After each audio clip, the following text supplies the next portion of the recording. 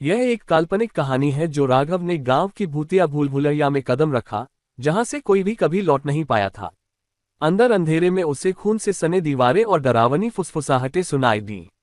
जल्द ही राघव की अपनी चीखें भी भूल भुलैया की गूंज का हिस्सा बन गईं और वह हमेशा के लिए खो गया।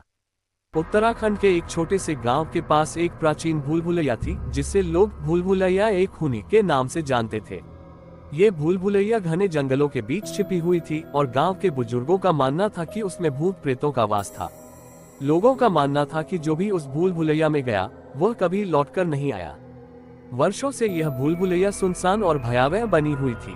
कहानी की शुरुआत होती है राघव और उसकी पत्नी साक्षी से, जो गांव में हाल ही में आए थे। दोनों ने गांव में एक छोटा सा घर बनाया था और यहीं बसने का फैसला किया। एक दिन गांव के कुछ बच्चों ने राघव को भूल भुलैया के बारे में बताया। बच्चों की बातें सुनकर राघव को ये बस एक पुरानी कहानी लगी, जिसे गांव के लोग डर फैलाने के लिए सुनाते थे। राघव ने भूल भुलैया की सच्चाई जानने का फैसला किया। साक्षी ने उसे बहुत रोका, लेकिन राघव ने किसी की न सुनी और एक दिन वह अकेले ही भूल भुलैया की ओर निकल पड़ा। भूल भुलैया के प्रवेश द्वार पर पहुंचते ही उसे एक अजीब सी ठंड महसूस हुई। उसकी सांसें तेज हो गईं, लेकिन उसने हिम्मत बनाए रखी और भीतर प्रवेश किया। भूल भुलैया के अंदर की दुनिया पूरी तरह अलग थी। वहां घना अंधेरा, पुराने पेड़ों की सूखी जड़ें और हवा में घुली हुई एक बुरी गंध थी। जैसे जैसे वह अंदर बढ़ता गया, उसे ऐसा महसूस हुआ जैसे कोई उसके पीछे चल रहा हो। उसने पीछे मुड़कर देखा, लेकिन वहां कोई नहीं था। अचानक भूल भुलैया की दीवारों से अजीब सी फुसफुसाहटें सुनाई देने लगीं। ये आवाजें मानो राघव के कानों में चीख रही थीं।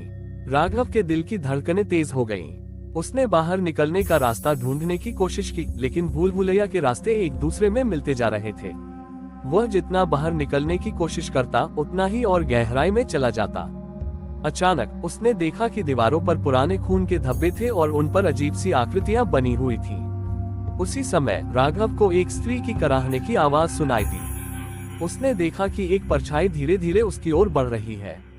राघव ने भागने की कोशिश की, लेकिन उसके पैर जैसे जड़ हो गए। वह परछाई अब उसके बहुत पास आ चुकी थी।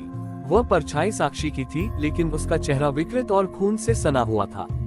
वह राघव के सामने आकर बोली, तुम्हें यहाँ नहीं आना चाहिए था। अब तुम भी यहाँ हमेशा के लिए रह जाओगे। राघव ने चीखने की कोशिश की, लेकिन उसकी आवाज नहीं निकल सकी। उसी क्षण पूरी भूल भुलैया चीखों से गूंज उठी। राघव ने देखा कि वहां सैकड़ों आत्माएं थीं, जो सभी दर्द से कराह रही थीं। वे सभी उन लोगों की आत्माएं थीं जो भूल भुलैया में फंस गए थे। राघव की आंखों के सामने अंधेरा छा गया। वह वहीं गिर पड़ा और उसकी चेतना हमेशा के लिए भूल भुलैया की चीखों में विलीन हो गई। कई दिनों तक गांव में राघव की खोज चली, लेकिन उसका कोई पता नहीं चला। गांव के लोग कहते हैं कि रात के अंधेरे में जब हवा चलती है तो भूल भुलैया से राघव की चीखें सुनाई देती हैं, जो वहां फंसे हुए अनगिनत लोगों की चीखों में मिल जाती हैं। उस दिन के बाद से गांव में कोई भी भूल भुलैया की ओर जाने की हिम्मत नहीं करता। भूल भुलैया आज भी वहीं खड़ी है और उसकी दीवारों में अनगिनत आत्माओं की चीखें गूंज रही हैं।